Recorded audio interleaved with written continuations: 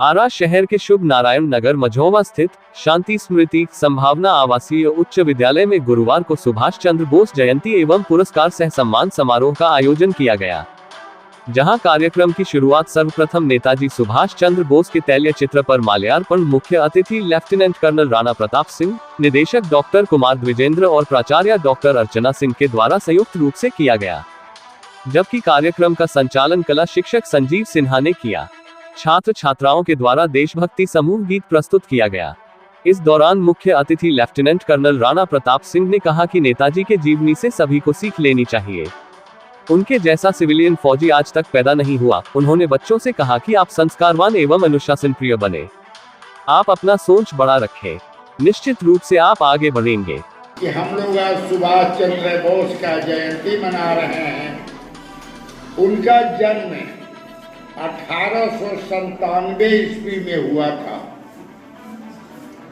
और उनके बाद में वो एक हम लोग को आजादी के सेकेंड वर्ल्ड वॉर में, जो 42 में सेकेंड वर्ल्ड वॉर हुआ था 1942 के ऊपर में, उस समय वो ऐसा फौज बनाए जापान में जाकर, इसकी व्याख्या ऑलरेडी हमारी प्रिंसिपल महोदया ने कर दिया है, बार बार बताने का कोई मतलब नहीं। उस समय के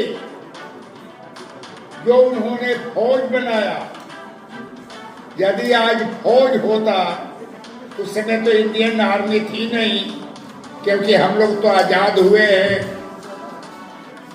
47 में। इसके पूर्व स्वागत संबोधन में प्राचार्य डॉक्टर अर्चना सिंह ने कहा कि नेताजी सुभाष चंद्र बोस भारत मां के सच्चे सपूत थे। वे ऐसे महानायक थे जिन्होंने हमें सिखाया है कि हम अकेले होकर बहुत कुछ कर सकते हैं। उन्होंने अंग्रेजों के गुलामी से मुक्ति दिलाने के लिए सिंगापुर में आजाद हिंद फौज की स्थापना की थी, जिसमें महिलाओं के लिए अलग से ब्रिगेड बनाई थी। भारतीय युवाओं में बहुत बड़ी ताकत है। यहाँ के युवा जो प्रण कर लेते हैं, निश्चित रूप से उसे प्राप्त कर लेते हैं। उनकी जयंती के माध्यम से हम ये बताना चाहते हैं कि आप उनकी जीवनी से प्रेरणा लें। सुभाष चंद्र बोस एक ऐसा नाम जिसके नाम लेने से ही भारतीय स्वतंत्रता संग्राम के एक ऐसे महानायक, एक ऐसे स्वतंत्रता सेनानी जिन्होंने यह सिखाया कि हम अकेले होके भी बहुत कुछ कर सकते हैं।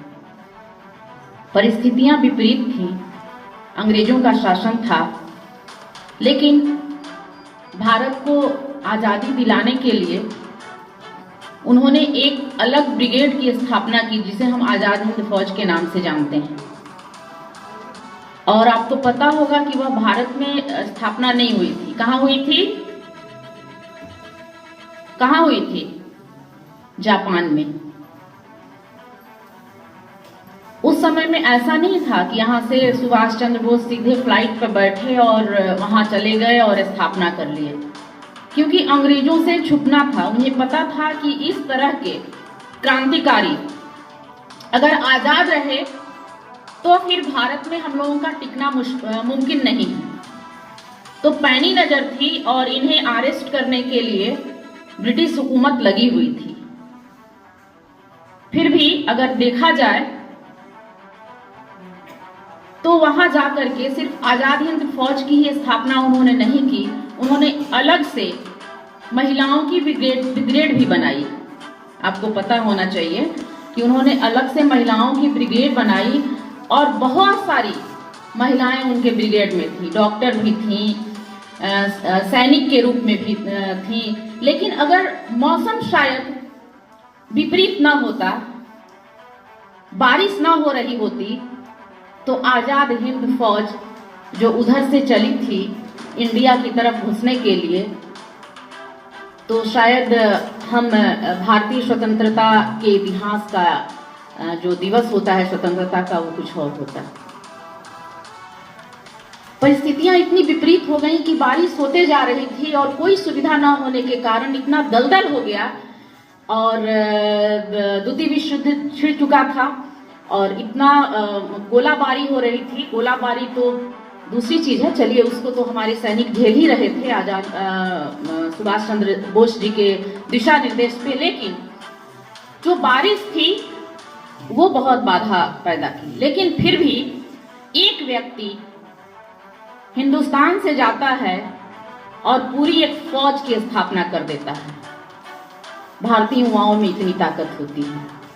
इसलिए मैं जब भी बोलती हूँ ये आप लोगों में एक प्रेरणा देना चाहती हूँ और आपके मन में ये बिठाना चाहती हूँ कि हिंदुस्तान की मिट्टी में ऐसा है, खासकर बिहार की मिट्टी में, कि अगर आप कुछ प्रण कर लें तो आप कर सकते हैं, बशर्ते आप इधर उधर न भटके, आपको वही जुनून हो, उसकी मेहनत आप करें, किसी भी हद तक जाने का प्रयास करें, तो हम अपनी मंजिल को अवश्य प्राप्त कर सकते हैं। उसके जीते जागते उदाहरण हमारे सुभाष चंद्र बोस जी हैं।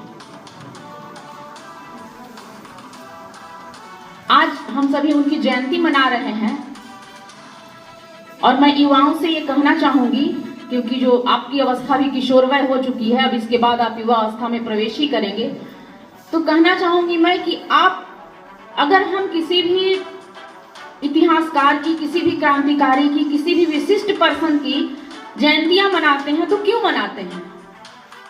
हम ये बताना चाहते हैं कि उनकी जीवनी कैसी थी, उन्होंने देश के लिए क्या किया, वो कितने कर्तव्यनिष्ठ थे। हम सिखाना चाहते हैं आपको कि आप उनके जीवन से कुछ सीखें और थोड़ा भी अमल करने की कोशिश करें। आज भी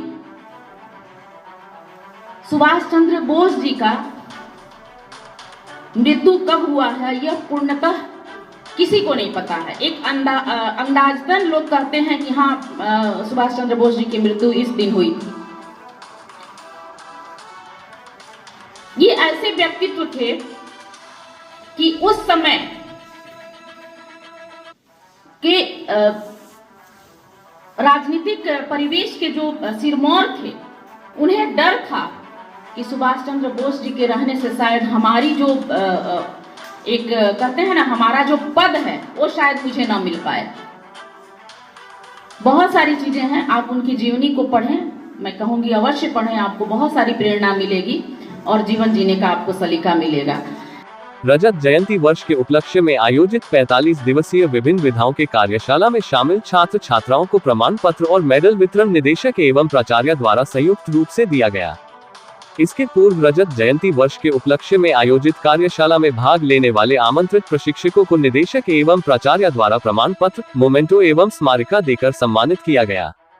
इस दौरान स्मारिका संपादन के लिए पत्रकार डॉक्टर कृष्ण कुमार एवं ओपी पांडे को मोमेंटो एवं स्मारिका देकर सम्मानित किया गया।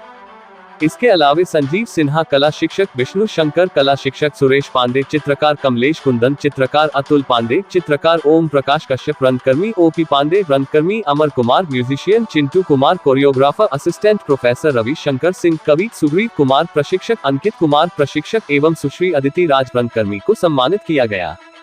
इसके अलावे संभावना आवासीय उच्च विद्यालय मझौवा तथा संभावना पब्लिक स्कूल मौलाबाग के सभी शिक्षक शिक्षिकाओं एवं शिक्षकेतर कर्मचारी को सम्मानित किया गया। धन्यवाद ज्ञापन करते हुए निदेशक डॉक्टर कुमार द्विजेंद्र ने कहा कि 45 दिवसीय रजत जयंती समारोह के माध्यम से संभावना स्कूल ने एक बड़ी लकीर खींची है। इसमें छात्र छात्राओं का अनुशासन, शिक्षक शिक्षिकाओं का परिश्रम एवं शिक्षकेतर कर्मचारियों का समर्पण समाहित है। नेताजी सुभाष चंद्र बोस की जयंती है और जयंती के अवसर पर हम अपने विजेता छात्र छात्राओं और शिक्षक शिक्षिकाओं का सम्मान कर रहे हैं। सबसे पहले मैं नेताजी सुभाष चंद्र बोस को नमन करता हूं और अपने सभी शिक्षकों, कर्मचारियों, छात्र छात्राओं को रजत जयंती समारोह के सफल आयोजन के लिए बहुत बधाई और शुभकामनाएं देता हूं। ये हमारे छात्र छात्राओं का अनुशासन, शिक्षकों का परिश्रम और हमारे शिक्षकेतर कर्मचारियों का समर्पण, इसके कारण इतना बड़ा आयोजन जो पूरे जिले में मील का पत्थर साबित हुआ है। संभावना ने एक लंबी लकीर खींची है। उस लकीर पर बहुत लोग चलने की कोशिश करेंगे, लेकिन मैं देखता हूं कितने लोग वहां तक पहुंच पाते हैं। आप सभी को